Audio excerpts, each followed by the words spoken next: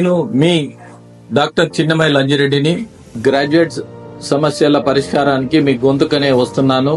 మీ మద్దతు నాకు అందించి నా అభ్యర్థిత్వాన్ని బలపరిచి మొదటి ప్రాధాన్యత ఓటు వేసి గెలిపించాలని ప్రార్థిస్తున్నాను. భారత్ మాతాకి జై.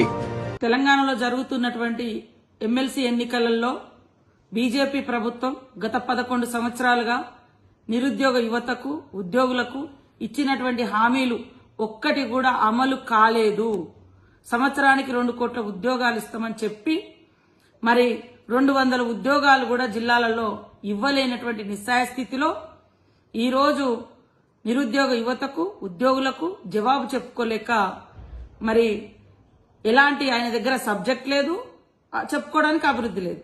కాబట్టే నోరు విప్పితే హిందుస్థాన్, పాకిస్తాన్, ముస్లిం, హిందూ ఇది తప్ప ఇంకొక వర్డ్ లేదు. ఈరోజు నేను సూటిగా బండి సంజయ్ గారిని అడుగుతున్నా, పట్టభద్రుల ఎన్నికలలో ఓటు అడిగే నైతిక అర్హత మీకుందా? మీకు నిజంగా నైతిక అర్హత ఉంటే ఎన్ని కోట్ల ఉద్యోగాలు ఈరోజు తెలంగాణ ప్రాంతానికి గత 11 సంవత్సరాలుగా మీరిచ్చారు? ఎంత ఉపాధి కల్పించారు? అదేవిధంగా ప్రభుత్వ రంగ సంస్థలలో మీరేమన్నా బాగు చేసిరా? రైల్వే ఉద్యోగులకేమన్నా అదనంగా జీతాలు పెంచిరా? ఉద్యోగాల యొక్క స్థాయిని తగ్గించారు తప్ప జీతాలు కూడా పెంచలేనటువంటి పరిస్థితి. అదేవిధంగా ఉన్న ఉద్యోగాలను కూడా ప్రైవేటైజేషన్ చేశారు, కంపెనీలను ప్రైవేటైజేషన్ చేశారు. ఎంత దుర్మార్గం అంటే మీ ప్రభుత్వంలో ఇవాళ దేవుడి పేరు చెప్తారు కదా, దేవునికి పెట్టే అగ్గిపెట్టె మీద కూడా, అగరబత్తి మీద కూడా జీఎస్టీ. ఇవాళ ఈ దేశాన్ని అత్యున్నతంగా తీర్చిదిద్దేటువంటి వ్యవస్థ విద్యా వ్యవస్థ. మన భారతదేశం యొక్క మానవ వనరులు విద్య, ఇక్కడ నుంచే మన వనరులు తయారైతాయి. ఆ విద్య మీద మీ ప్రభుత్వము 18% జీఎస్టీ విధిస్తుంది. ఇంకా మీకు ఓటు అడిగే నైతిక అర్హత ఎక్కడదని నేను చెప్తా ఉన్నా.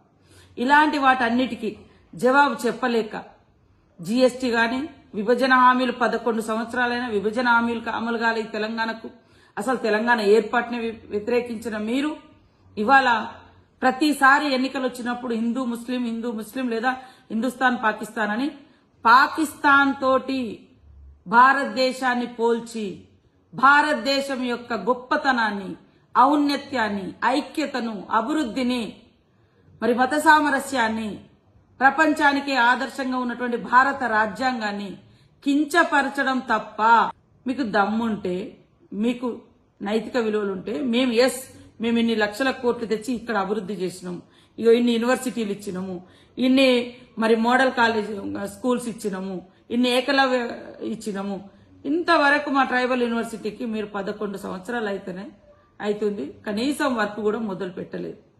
కాబట్టి బండి సంజయ్ గారికి చెప్పుకోవడానికి ఏం లేదు. నిజంగా మీకు పాకిస్తాన్తో యుద్ధం చేయాలనుకుంటే భారత సరిహద్దుల్లో ఉన్నటువంటి సైనికుల దగ్గరికి వెళ్లి వారిని భుజం తట్టండి, వారి పోరాటంలో ఆ యొక్క యుద్ధంలో మీరు పాల్గొనండి. అంతేగాని మాటకు భారతదేశం యొక్క కీర్తిని, మరి పాకిస్తాన్ అనేది అన్ని రంగాలలో వెనుకబడ్డటువంటి ఒక చిన్న దేశం, మత కొట్లాటలు, ఆకలి చావులు, అంతర్గత డిస్టర్బెన్స్, ఇలాంటి అన్ని రంగాలలో మనతో వెనుకబడ్డ ఉన్నటువంటి పాకిస్తాన్తో పోల్చడం ఇది ఎంతవరకు కరెక్ట్? బండి సంజయ్ గారు, మీరు వచ్చేటప్పుడు భారత రాజ్యాంగం మీద ప్రమాణం చేసి వచ్చారు. భారతీయులందరూ నా సోదరులే, భారత రాజ్యాంగాన్ని మనం కాపాడుతామని.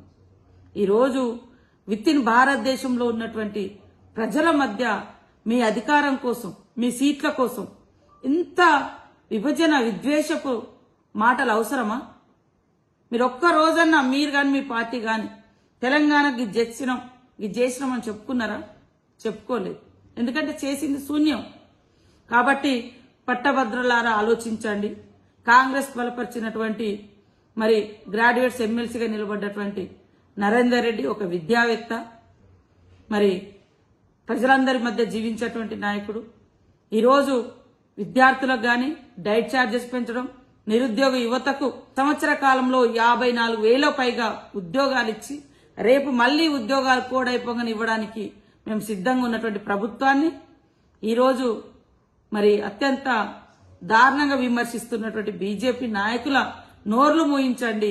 ఎమ్మెల్సీ నరేందర్ రెడ్డి గారి యొక్క 1వ ప్రాధాన్యత ఓటేసి అత్యధిక మెజార్టీతో గెలిపించి పనిచేసే ప్రభుత్వాన్ని సపోర్ట్ చేయండి, పట్టం కట్టండి.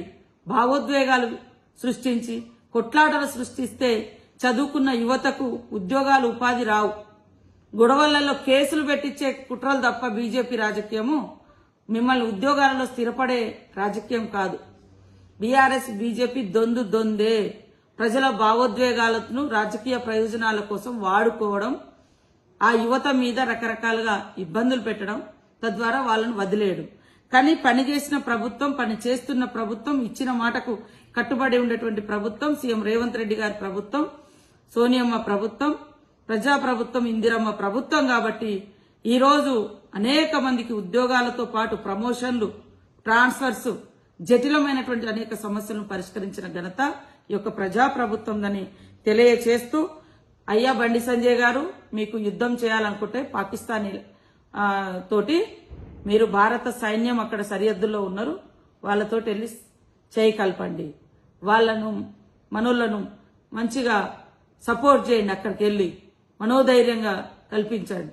అంతేగాని దేశంలో కంట్రీలో యుద్ధ వాతావరణం తీసుకొచ్చేటువంటి మాటలు, ఇదొక కేంద్ర మంత్రిగా భారత రాజ్యాంగం మీద ప్రమాణం చేసి వచ్చిన నీకు ఇది తగదు.